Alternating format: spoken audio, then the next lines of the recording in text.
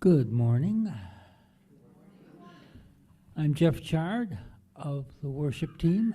We are once again honored to have our musician emeritus, Peg Spencer-Barrett, with us, and our minister emeritus, Reverend Timothy Hume Barrett, for 30 years. The two of them were here every Sunday. Welcome, and thank you so much for being with us. We light our chalice on this Martin Luther King holiday weekend with the words of the Reverend Doctor. Darkness cannot drive out darkness. Only light can do that. Hate cannot drive out hate. Only love can do that. And with those words, we light our chalice.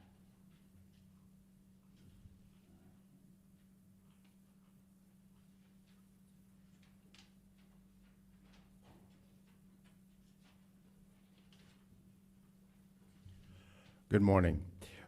My name is Ken Drake. I am the Social Justice Coordinator here at UU Utica, as well as Chair of the Democracy Action Team and also the Racial Justice Team.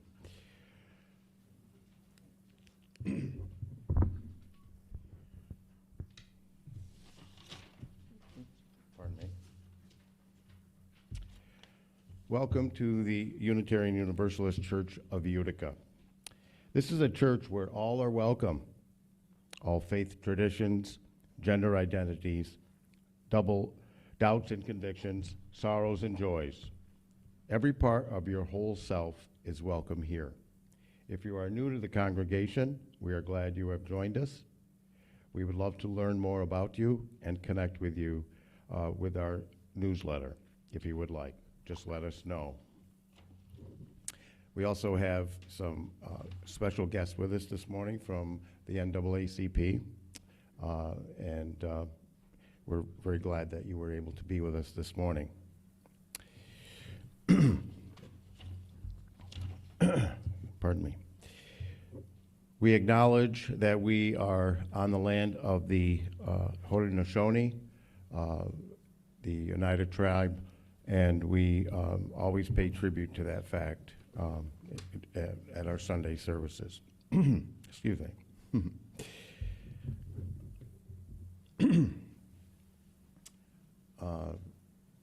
Jeff, were we going to have a picture of Viola? No. Okay. I'm sorry. I tried to pull a coup on Jeff this morning by starting the service a little ahead of time. No, that's not it. Sorry. There we go. Okay. My apologies, Jeff. I had everything organized prior to them. Okay. Last week we had a wonderful reflection about courage, and we know what is happening in the city of Minneapolis and many cities around the nation.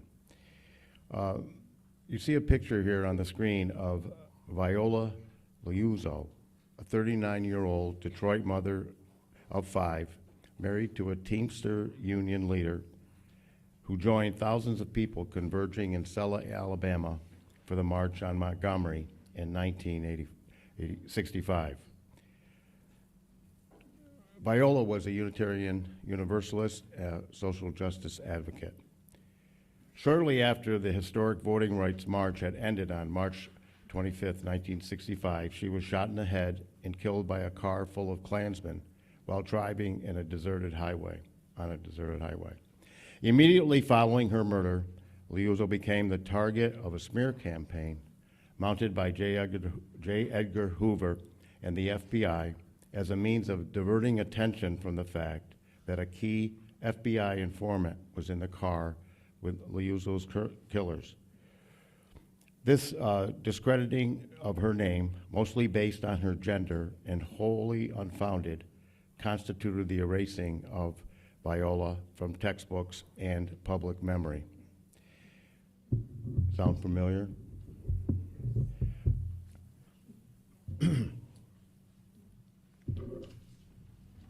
So as we honor Dr. Martin Luther King Jr., and all of the civil rights marchers and social justice advocates who stood up, for justice during that difficult time.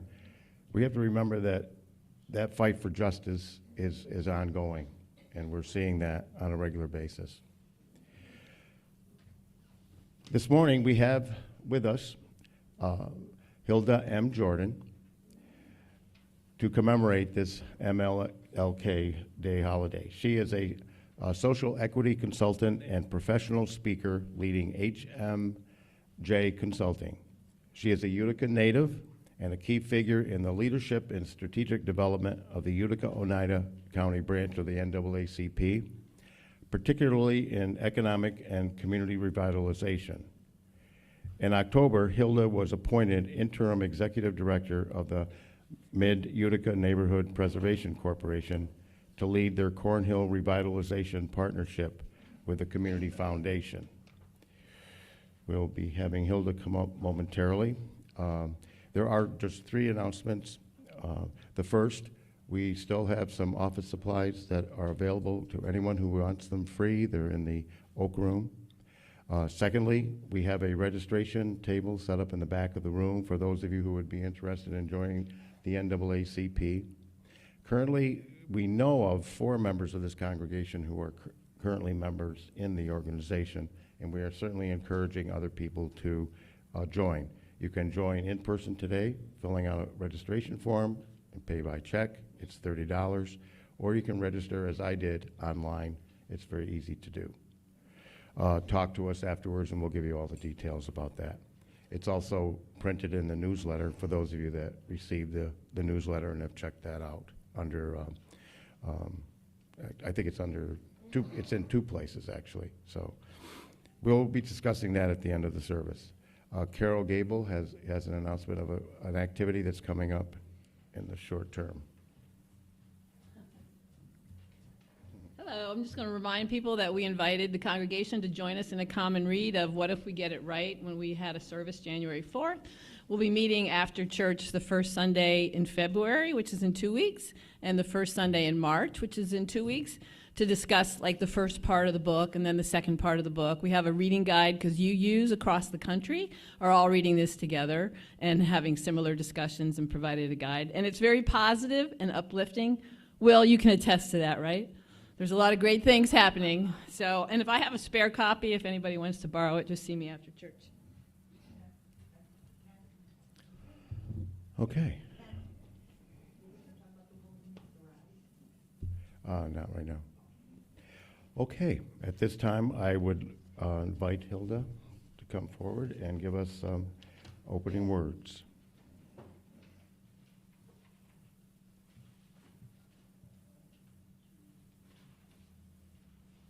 Good morning, everyone.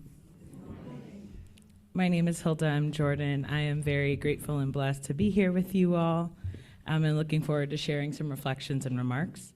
But to begin, I will read an excerpt from Dr. Martin Luther King Jr.'s 1967 speech, Where Do We Go From Here?, which is based on one of his later books as well. To give context to this speech, this is coming 2 years after a lot of the greatest civil rights victories. And Dr. King is reflecting on what really needs to happen next, even when we have the legislative victories. And I must confess, my friends, that the road ahead will not always be smooth. There will still be rocky places of frustration and meandering points of bewilderment. There will be inevitable setbacks here and there will be those moments when the buoyancy of hope will be transformed into the fatigue of despair. Our dreams will sometimes be shattered and our ethereal hopes blasted. We may again, with tear-drenched eyes, have to stand before the bier of some courageous civil rights worker whose life will be snuffed out by the dastardly acts of bloodthirsty mobs. But difficult and painful as it is, we must walk on in the days ahead with an audacious faith in the future. And as we continue our charted course, we may gain consolation from the words so nobly left by that great black bard who was also a great freedom fighter of yesterday, James Weldon Johnson. Stony the road we trod, bitter the chastening rod, felt in the days when the hope unborn had died. Yet with a steady beat have not our weary feet come to the place for which our fathers sighed. We have come over a way that with tears have been watered. We have come treading our paths through the blood of the slaughtered. Out from the gloomy past, till now we stand at last, where the bright gleam of our bright star is cast. Let this affirmation be our ringing cry. It will give us the courage to face the uncertainties of the future. It will give our tired feet new strengths as we continue our forward stride toward the city of freedom. When our days become dreary with low hovering clouds of despair, and when our nights become darker than 1,000 midnights, let us remember that there is a creative force in the universe working to pull down the gigantic mountains of evil, a power that is able to make a way out of no way and transform dark yesterdays into bright tomorrows.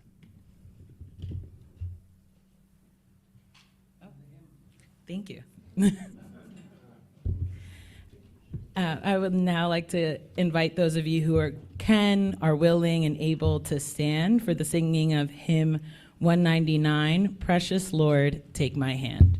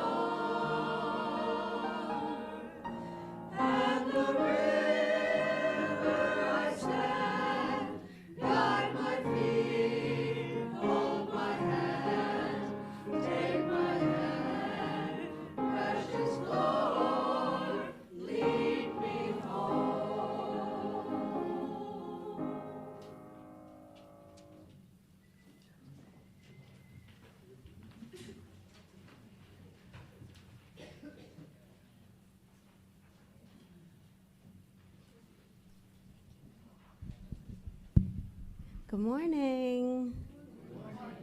Our story today is a real treat. It is called We Dream a World, and it is by Yolanda Renee King, who is the granddaughter of Martin Luther King and Coretta Scott King, illustrated by Nicole Tadgel.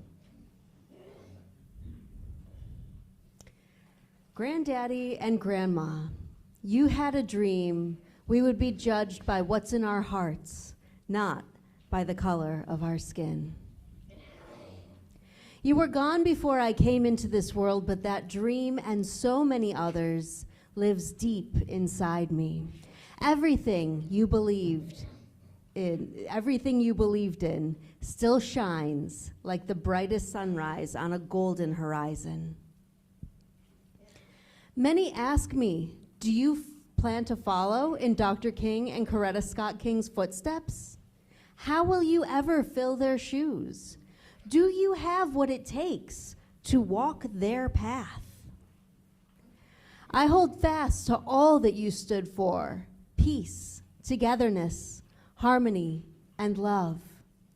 Granddaddy and Grandma, thanks to your wisdom and determination, I now have my own footsteps, my own journey, my own dreams for our world.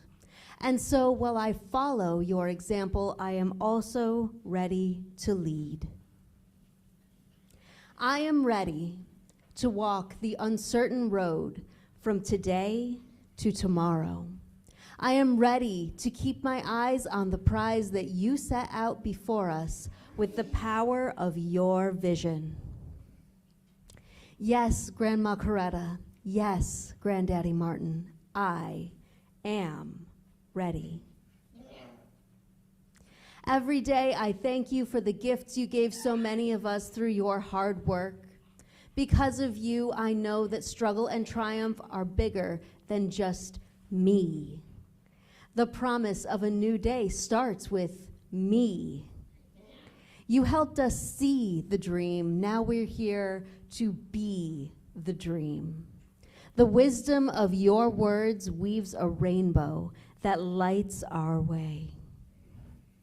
Granddaddy, you told us love is the key. Grandma, you taught us when the heart is right, the mind and body will follow. These words, these keys to our hearts, opened the door to all that is possible. My parents remind me that in your lives together, you shared what came to be called a revolution of values. I'm sorry, there are still so many problems to endure. You devoted your lives to making our lives better. And now it's my turn to start a new revolution that values kindness, truth, equality, and service. There are still rocks in the road. I wish you were here so we could walk it together. Because our dreams need the strength of a love so powerful that nothing can stop them or us. We dream a world where school is a safe place, free of fear, no violence spoken here. We dream a world where guns are not games. Shoot for the stars, not at each other. We dream a world where poverty is a memory, liberty, justice, and food for all. We dream a world where the only walls are those that hold safe spaces and have windows and mirrors that reflect our unity. Beauty has no boundaries. We dream a world where trees, flowers, and the earth's creatures thrive in their right seasons: spring, summer, winter, fall. Honesty is the warmest climate. We dream a world where bullies turn their backs on being mean. Let kindness begin with me. We dream a world where sickness can be driven out by the healing power of hope. Love is the cure. We dream a world where every child can go to college. Education fuels our nation. Reading is believing. Grandma and Granddaddy, so many want to know, how will you honor your grandparents' legacy? The answer is simple. We keep your dream alive by planting our dreams, like trees in an orchard to be nurtured by tomorrow's gardeners, with determined feet blazing a new path. We are ready to take the torch you lit before we were born. We are ready to grip that glistening baton, to hold faith by the hand, to pass it on. We are ready to reach, to rise, to sparkle like stars in a bold blue sky. Our time has come to bring our twinkle, letting everyone know. Spread the word. Have you heard? All across the nation, we are going to be a great generation. From today to tomorrow, we dream a world. And then there's a lot of back matter. This book is available through your local public library if you care to check it out and read the rest. That was We Dream a World.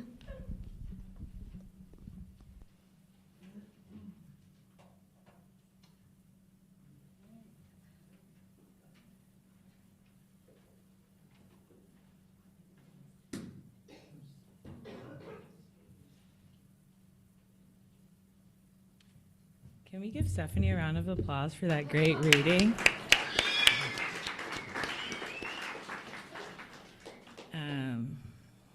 So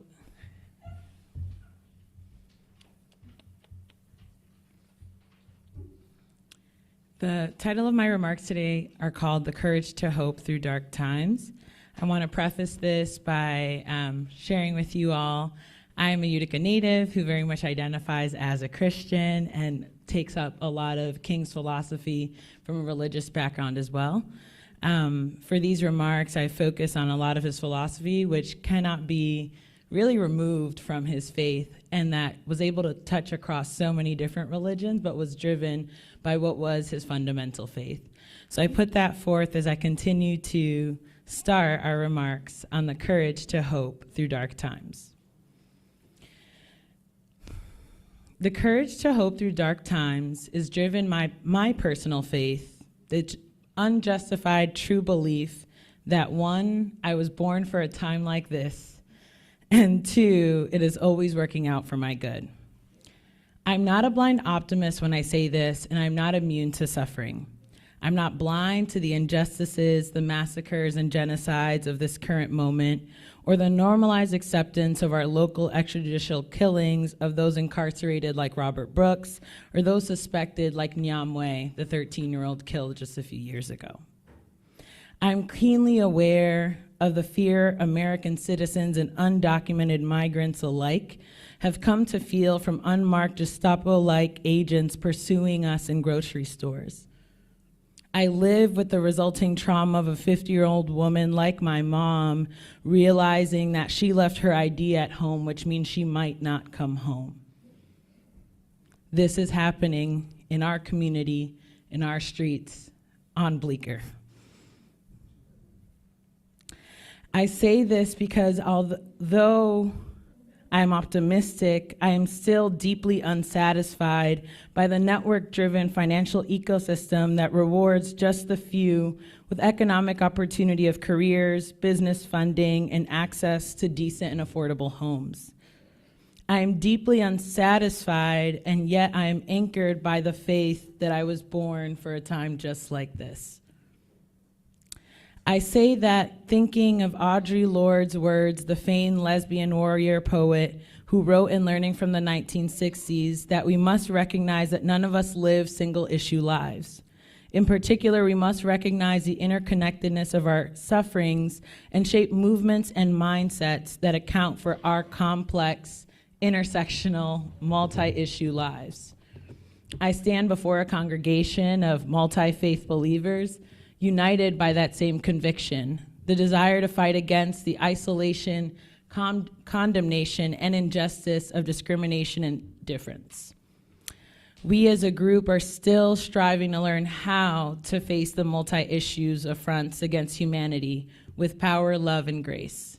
And I believe so much of the work that happened before us was to prepare us for a time like this. In the face of some of our darkest political realities that I've seen in my lifetime, I still see people rising up to claim the reins for better days.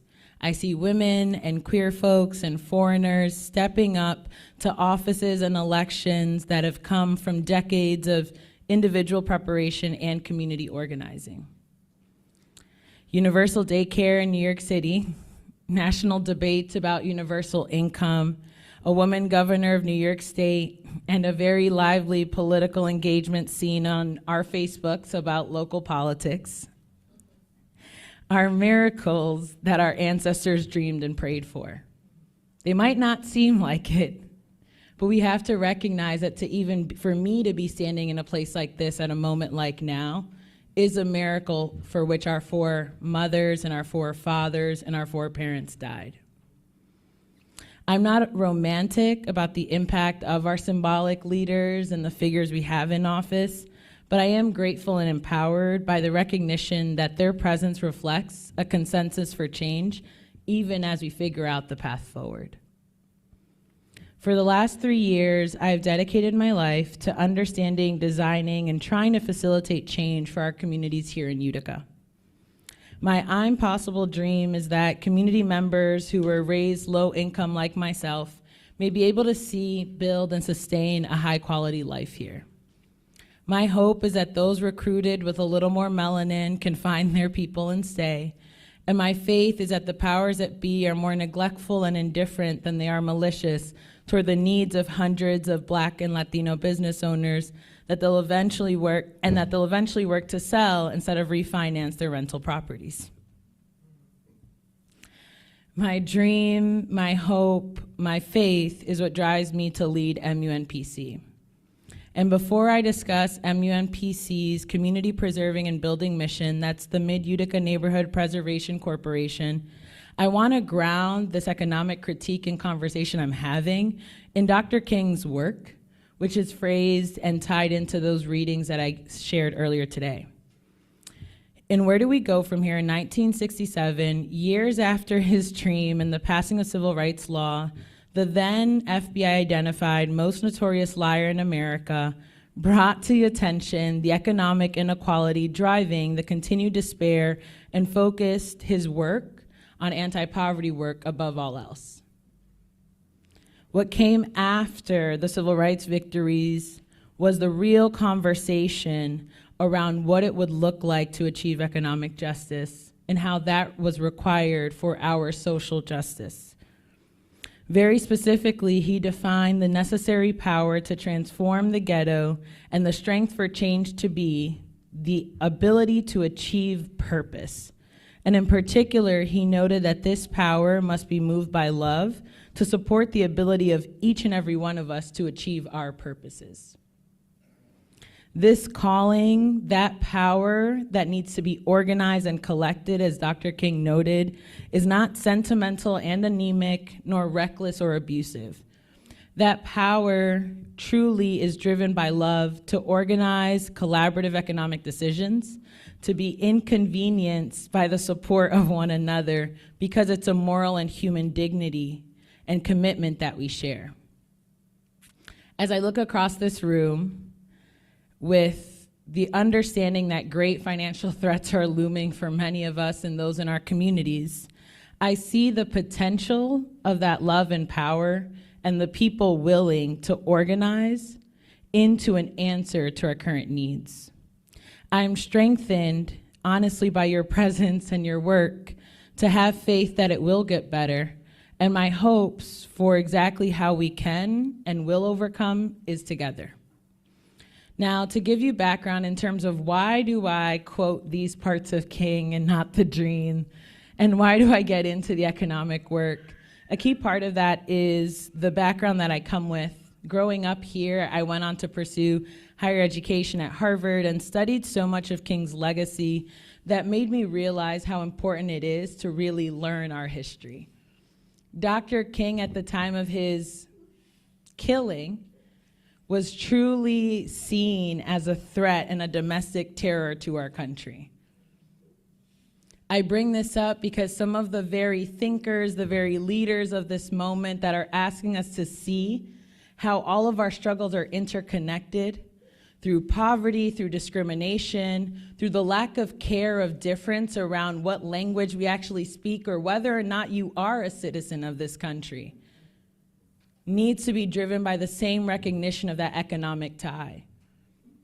I ask us, from the privilege of this beautiful space and of these beautiful lives that we've been able to cultivate in the Mohawk Valley, to recognize how so many of us, of our peers, in our 13 square mile city of Utica, maybe an additional 4 square miles of New Hartford, can have drastically different lives.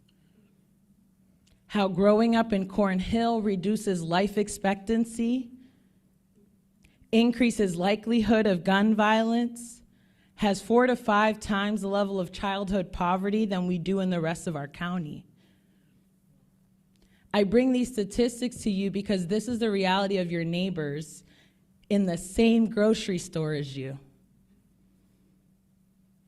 The headlines of how our communities are being terrorized are not just stories that we hear about in other cities. It's the stories that the NAACP hears regularly through legal redress of issues that they do not know how to solve.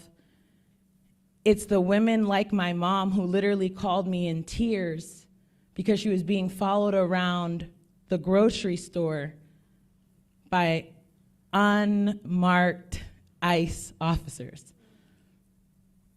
It's the story that I gather around when I work with Black entrepreneurs who have no insight into how to get access to funding, who to get support from. And this is not in the 1960s when redlining was legal, but in 2026, where the partners don't know each other.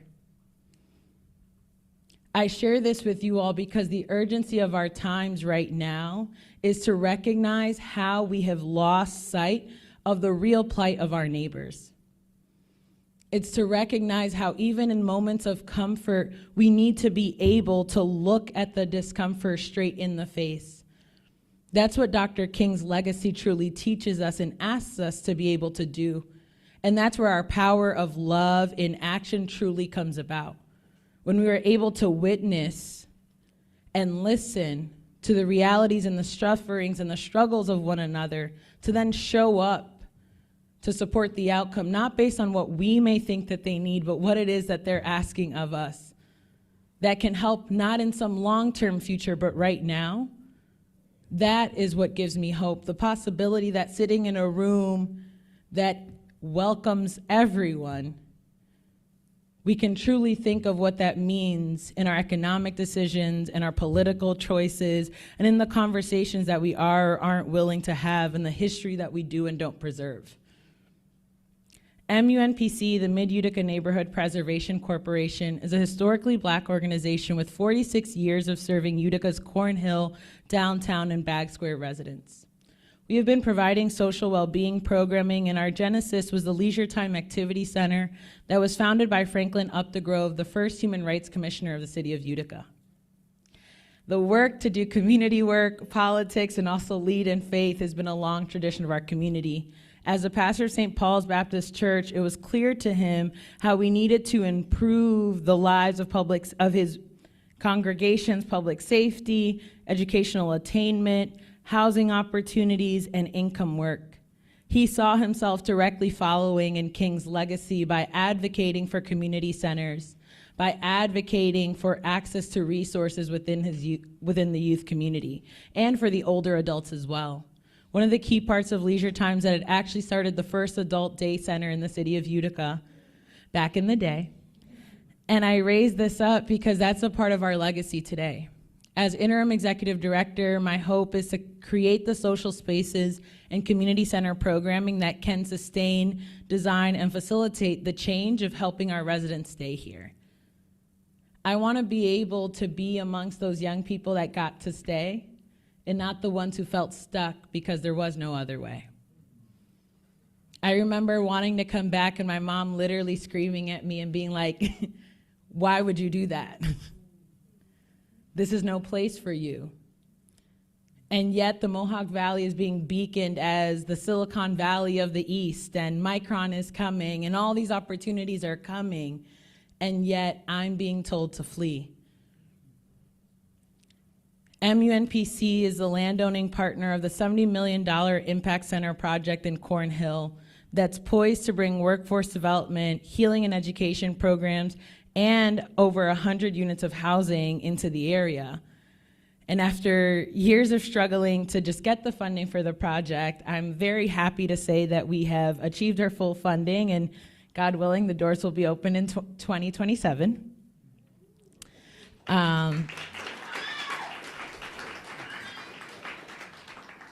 But this is not, but although we're moving forward, I cannot sit back in that time still. We must prepare and recognize the urgency of now to support and build habits that ensure that our Black, brown, yellow, and white sisters, brothers, and siblings can make it to that point and can lead within that space. As the interim executive director, I'm working on launching 3 initiatives that I hope in some way you'll come to support in the future or engage with. The first is a people's part, well, the second one, that's coming a little later. The first, though, is a People's Parlor, which is a private social club for first-generation leaders and change makers. The idea is to create a space where folks who are coming into the area can meet one another, but can also find that social element to organize our resources and to also organize our energies.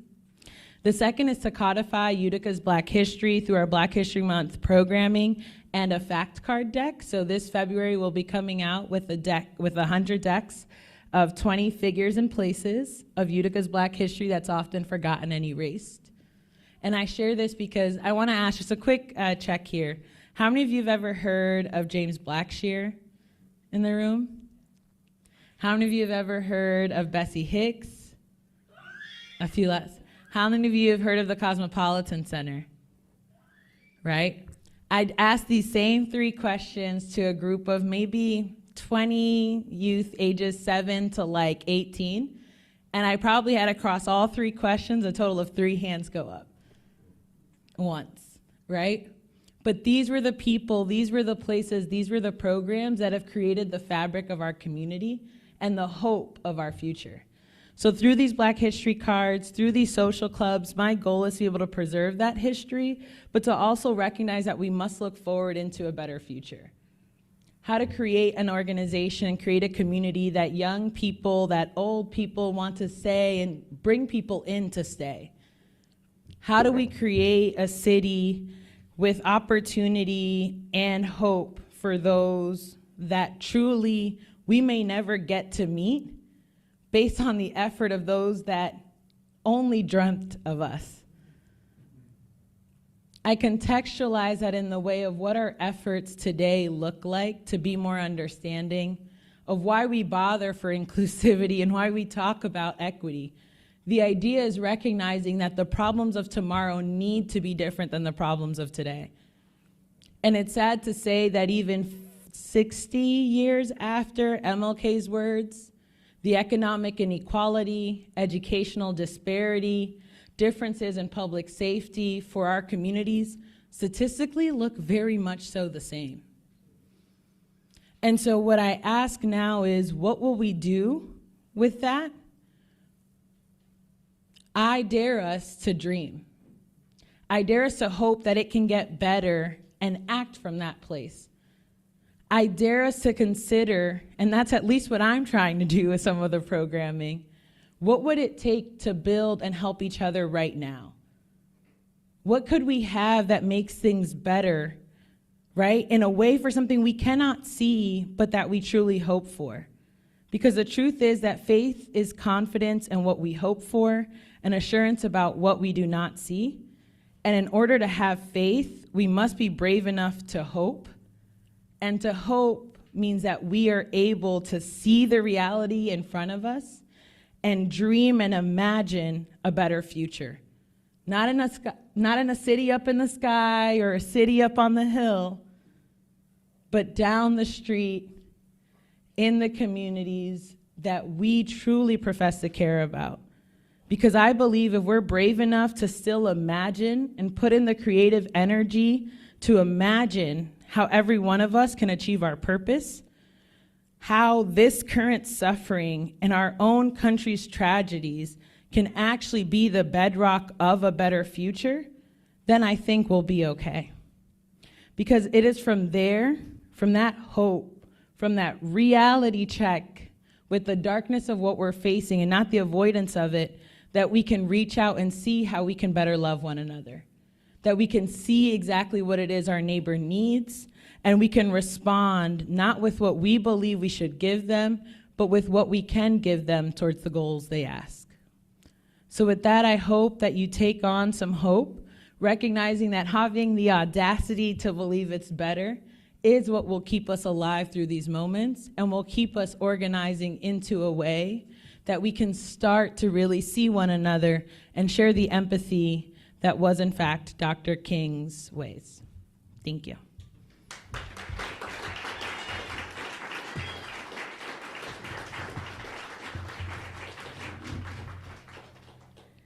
So our closing hymn will now be 153. We ask you to stand if you're able to do so.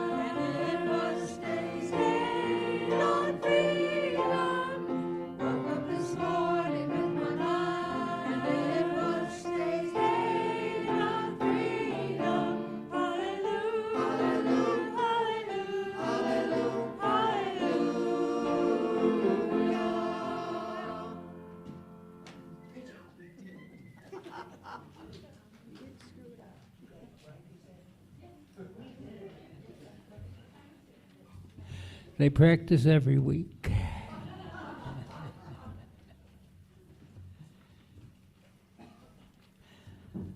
Our words for our offering are from Joanne Lou Johnstone, who writes, "We shall overcome. When we can truly celebrate the diversity of contributions and talents offered by all people, we shall overcome hatred and prejudice and oppression. When we can truly extend our hands to one another in loving acceptance, we shall overcome the past that haunts us now.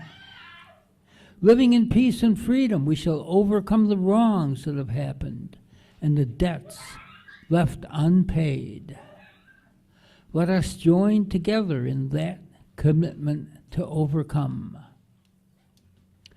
Let the folks who are online type their candle, if they have one, into the chat.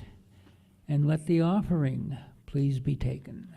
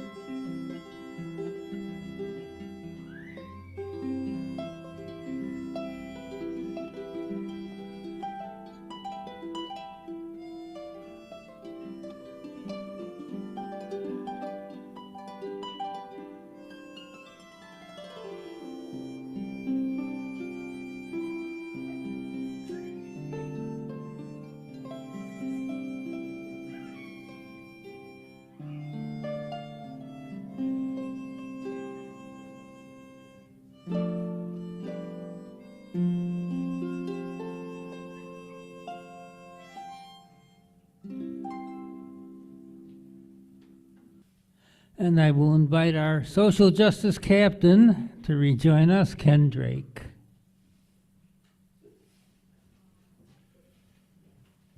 For our faith and action. Sure.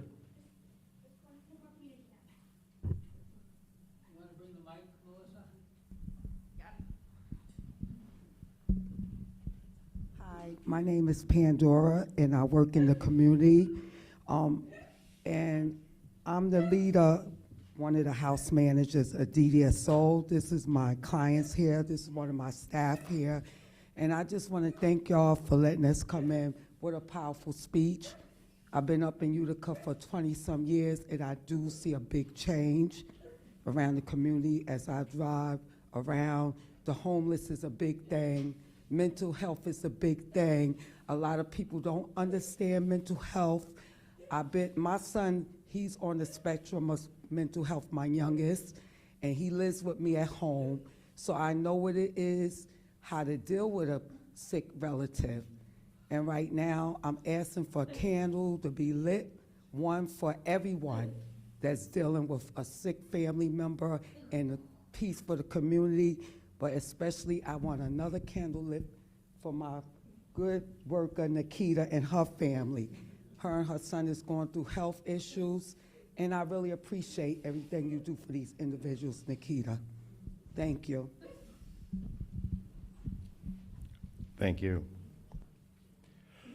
Just a reminder for Our Faith in Action this morning, you may join the local NAACP chapter here this morning by filling out an application and paying the $30 registration fee, or you can do so online, which we'll give you instructions as to how to do so. Supporting the NAACP supports local projects, and as Hilda said, we can also, if you choose not to join the NAACP for some reason, you can also donate directly to the MUNPC, the Preservation Corporation that she spoke of in her presentation, So there are ways to support the good work that's being done in the community. There's a second way we can help someone in need, and Mary McGurl brought this up to me. I will do the best to paraphrase what she indicated to me. There's a member of the Karen community who is in need of a transportation from her home to English as a second language training. So if any of you can step up and help out, that would be very helpful. You can speak with Mary afterwards, and we'll try to arrange that kind of transportation for her. All right?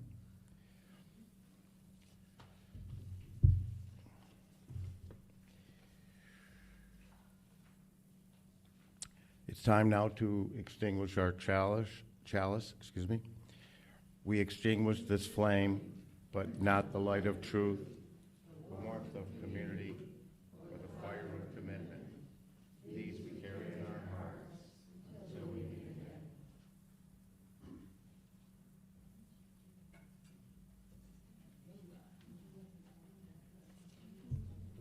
And Hilda for closing words.